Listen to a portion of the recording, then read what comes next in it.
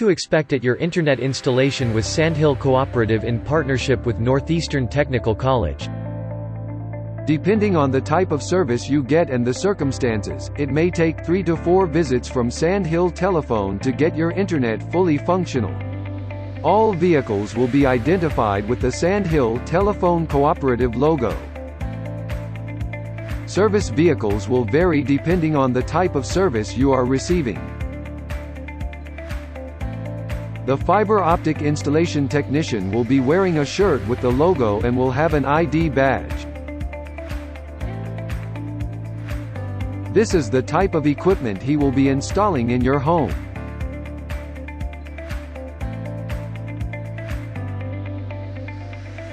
The coaxial internet technician will be identified the same way. This is the type of equipment he will be installing in your home. You will be asked to sign an agreement that is specific to Sandhill Telephone Cooperative's partnership with NETC.